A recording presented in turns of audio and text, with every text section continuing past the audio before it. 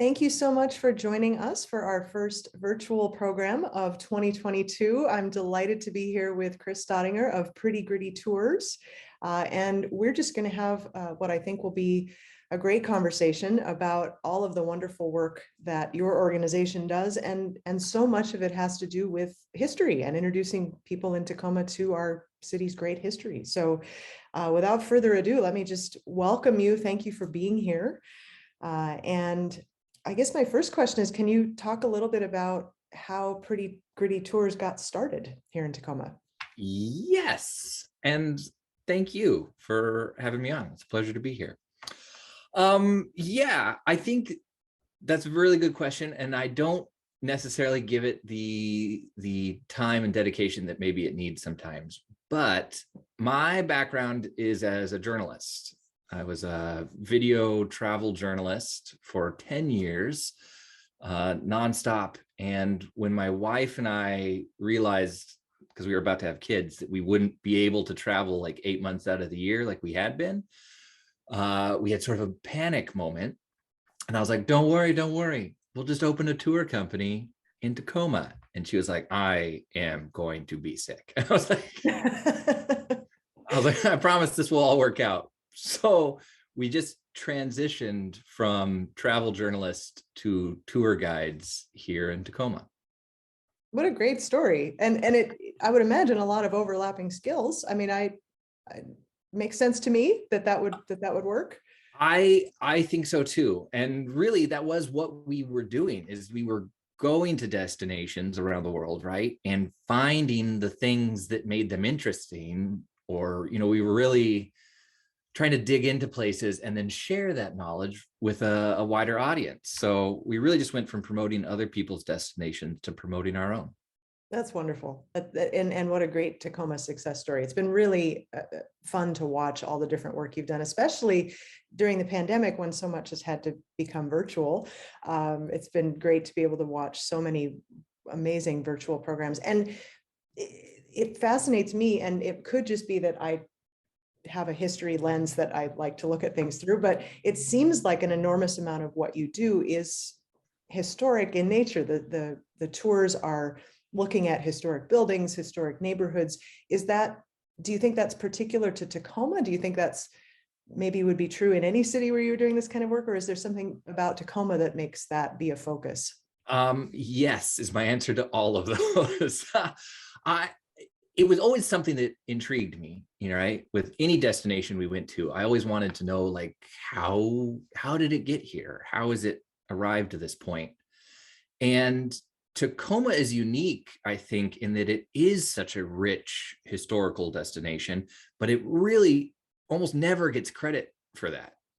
But as the main economic, political powerhouse, railroad center of Washington for so long, with the Puyallup tribe here still active in the area, like, it would be mind-boggling to me to not consider it a historical destination, and to have so many of those original structures, and in some case businesses, still operating here.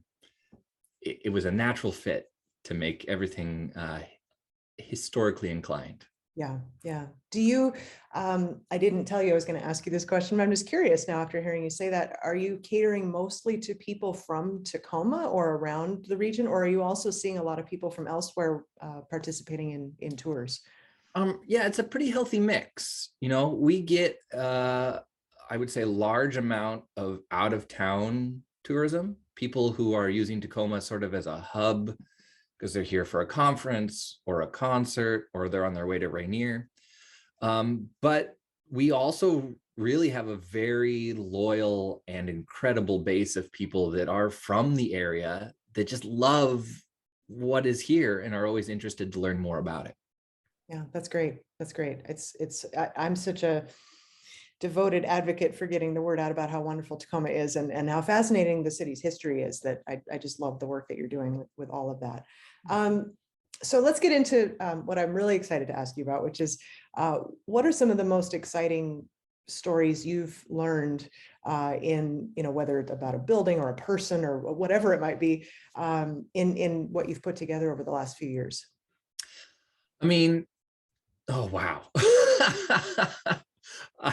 That's such a fantastic question, and one that I'm always, it's like asking me what my favorite destination is.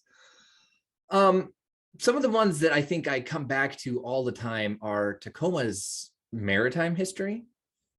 You know, we're a sea town, we're a port town, the fifth largest commercial port in the United States, literally surrounded by water at every turn. And for some reason, people rarely consider Tacoma like a water city, a coastal city. But the fact that so many cool maritime things have happened here intrigues me, and I can give you some of my highlights. Please do. I don't think it's an interaction with me if I don't mention the Andalana, which of course is a 300-foot iron-hulled ship that disappeared out to Commencement Bay with her entire crew on board. The ship is still missing down there somewhere on the bottom of Commencement Bay, and every day of that ship's history was somehow laced with tragedy. And I love that story, but I feel like I tell it a lot, so I don't have to overwhelm you. But also, like, you know, the whole story about around the world in what is it, 180 days or 80 days? I always forget. I think it's 80. I'm going to feel bad if I have that wrong, but yeah. I think you're right. Okay. But that is a Tacoma story. The journalist and then the eccentric millionaire who inspired that story launched from Tacoma and set the record here. And I just think the fact that that happened here is incredible. Also, I'm looking to do more about the Lexington, which was a U.S. aircraft carrier that got dispatched by the U.S. Navy in December of the last 20s, because the watershed was so low in Tacoma that the city ran out of power. The hydroelectric wasn't enough. And so they sent this aircraft carrier down here who just plugged in their generators essentially and provided that additional power for the city of Tacoma. And they were here, I forget, at least for a couple of weeks. They were, and there's some great photographs from that visit and that service that they provided. And just, I remember the searchlights from the ship out in Commencement Bay, really lighting up the downtown skyline, much of which still looks the same today. So, I mean, it's really amazing to see those photographs, and to learn more about the story behind that would be fascinating. Yeah, it was one that always intrigued me, especially because Seattle was suffering at the same time. And they're like, can you please help us? And the Navy was like, nope, see ya.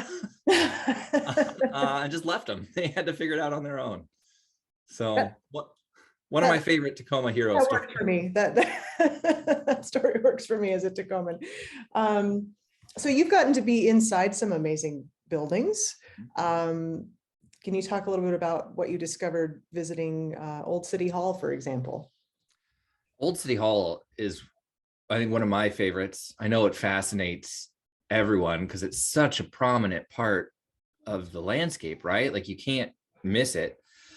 And it is just what it is. Like, I think they abandoned it in 1953 as a government building. I know they tried in the 70s and 80s to put some like local businesses and restaurants in there, but to not a really successful avail.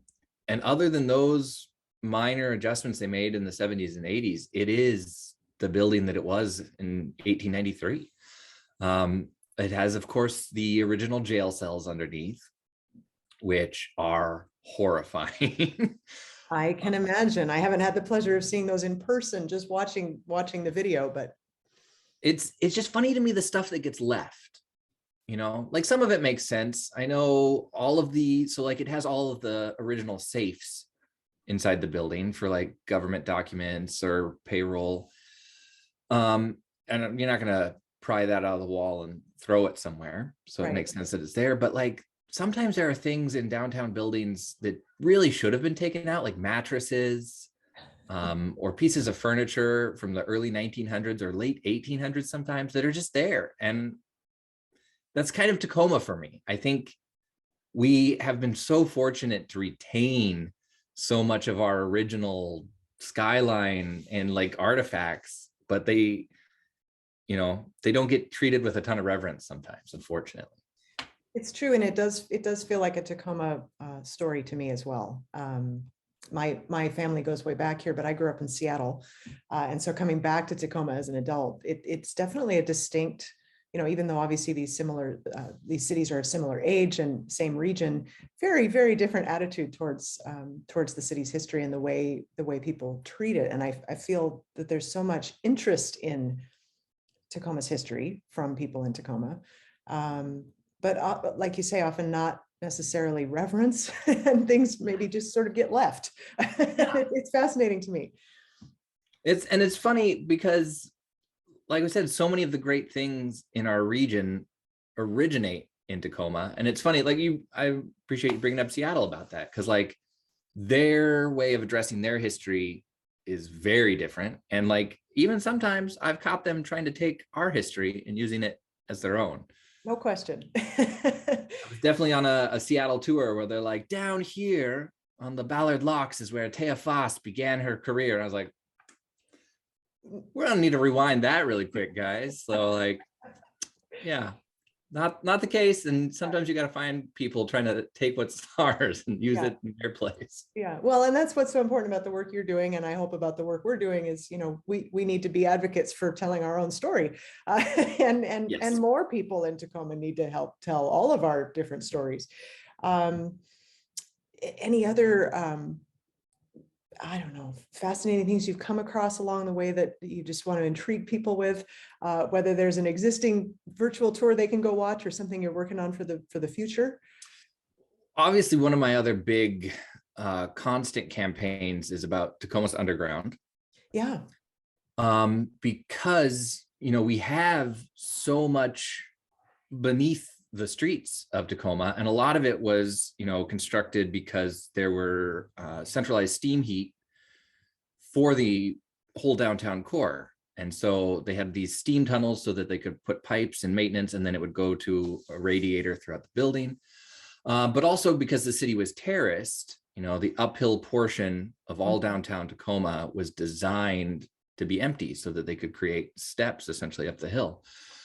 But beyond that, there's just so much that's been left underground. And because it has that Tacoma attitude, a lot of it has been bricked up or paved over and just left. So it's really like a time capsule, almost like an old tomb you would find, and I'm equally as excited about getting into those spaces to kind of like document and archive those treasures as I am about intriguing people and hopefully someday having public access to some of those spaces. Yeah. Yeah. What a fascinating project. And I can't even imagine all the different stories I've come across over the years above ground. I can't even imagine how many more there might be underground that we just don't know. We don't know what they are. I mean, we had that exciting discovery of the Turkish bath several years ago. That's Right. just one example of something that could be uncovered.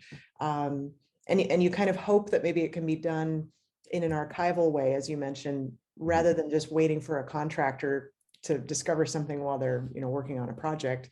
And then to hope that maybe they're interested in preserving it. Right. Yeah. There's so many stories still to be discovered. That's what really fascinates me about history. I think often when I'm teaching and I hear a student talk about, oh, history is boring. It's like, oh no, history is so exciting. How could you possibly think it's boring? We're still, Yes. discovering new things all the time, and it's fascinating. Just a question that just popped into my head. You're obviously someone who finds history interesting and loves exploring it. Why do you think it's important for people in a community to understand their community's history? I mean, I think it is human nature to be curious.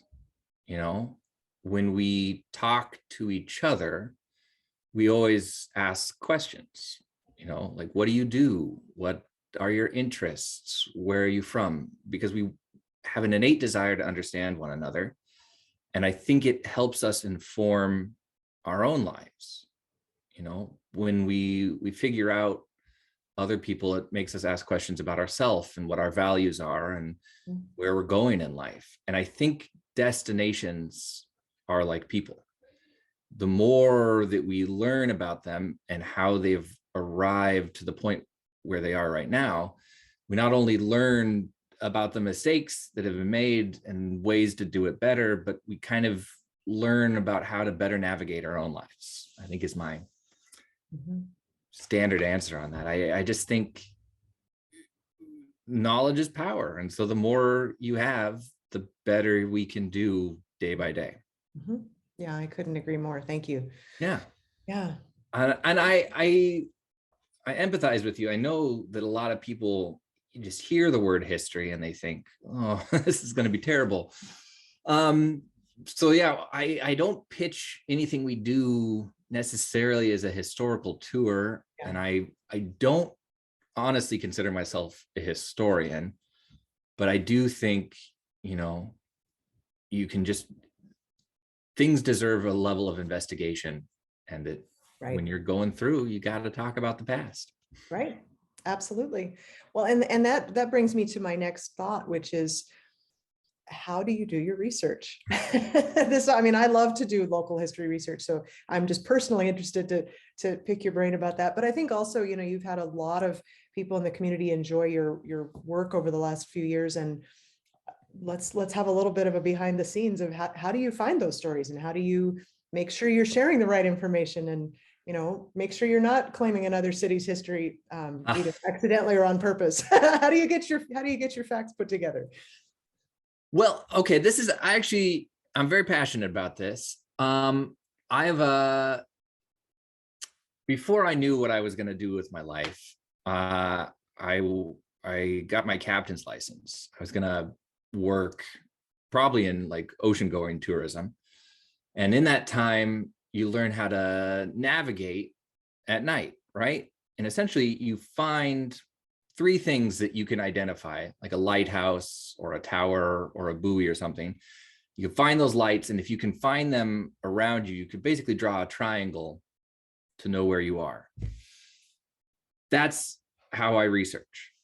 I think because of the way that records are kept and that there's human influence in everything, even if you find something that is an approved document or has dates on it, you always got to assume there's a margin of error in anything.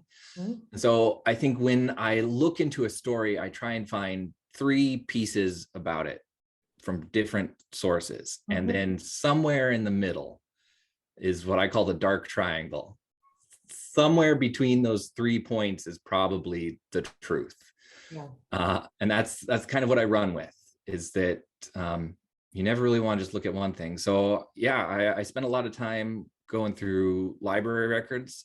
You guys have literally one of the best digital archives that I've ever encountered, like globally. It's really a Tacoma treasure, and I think people should celebrate it more. And then, yeah, like one of the great things about Tacoma too is how many fierce private historians there are. Yes.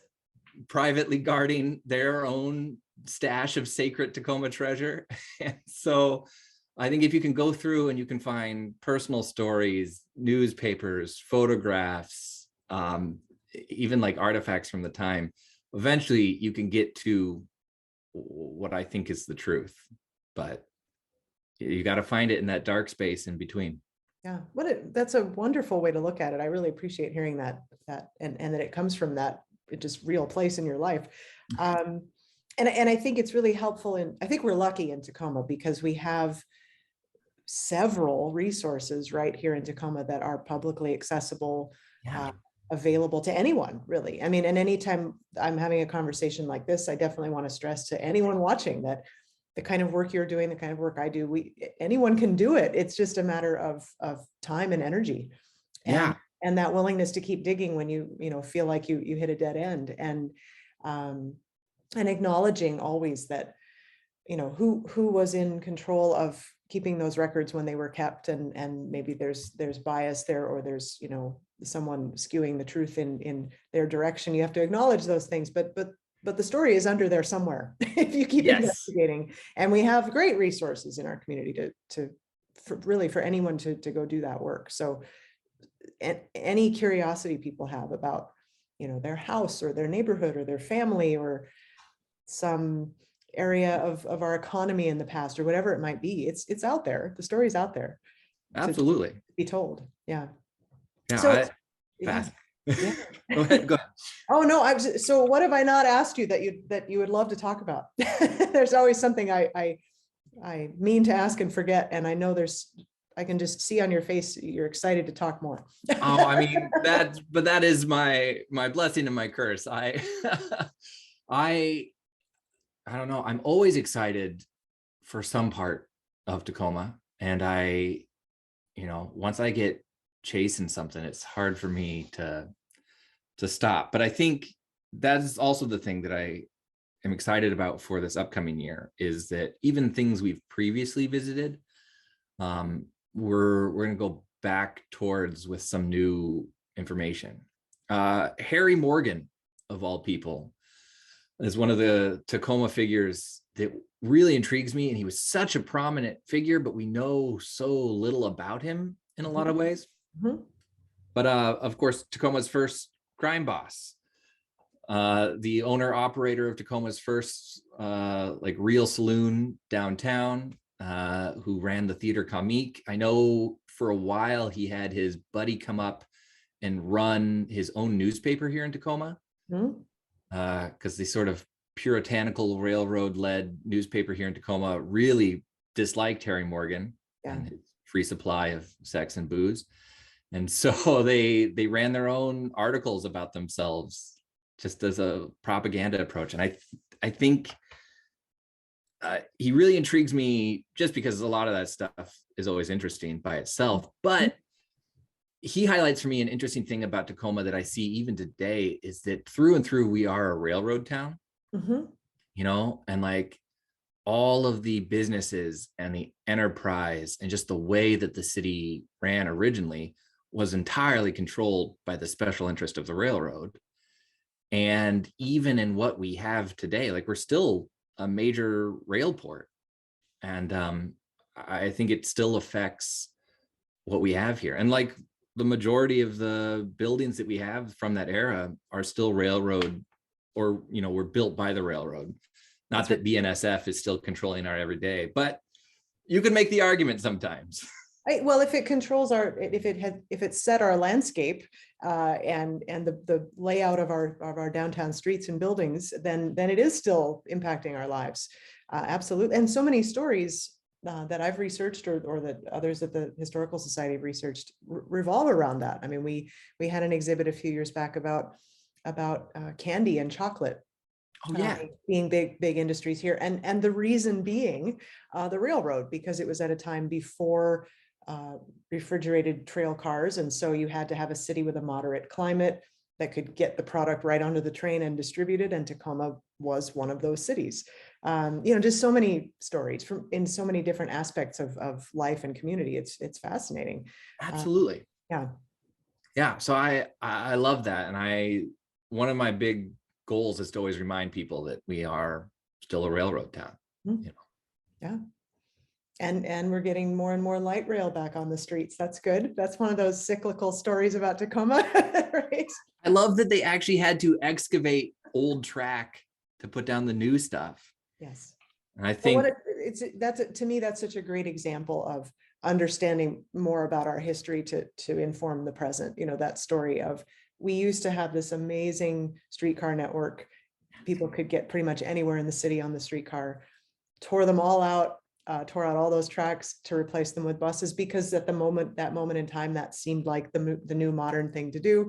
Right. And now we're cycling back again. but having that understanding of what it could be and what it was in the past, I think is helpful as we, those are expensive investments for a community, but looking back and seeing the value of it in the past.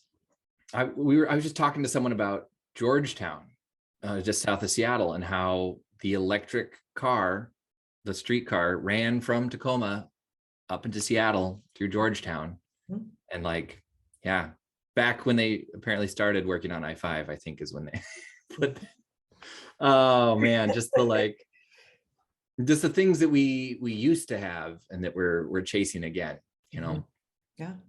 That's right. And fortunately, we do still have a lot, as you've talked about, you know, the Yeah. Tacoma does still have an enormous amount, and more than a lot of cities of our size, an enormous amount of our original infrastructure we can still benefit from, you know, and that's, and if people who live here understand where it came from and why it was built the way that it was, that's just enriches your experience of your community. Yeah. Yeah. Like I love the Prairie Line Interpretive Trail Yeah. downtown, and the fact that it still goes up the hill and concludes at a brewery. Like there's something magical for me about having that there now. Yeah. So yeah, I think it's a bright future for Tacoma, and I wish that Tacoma would see itself in a better light. I couldn't agree more. So let me give you a chance to give a quick pitch for a few things you might have coming up. What are some things people can look for from Pretty Gritty Tours in the next few months, let's say?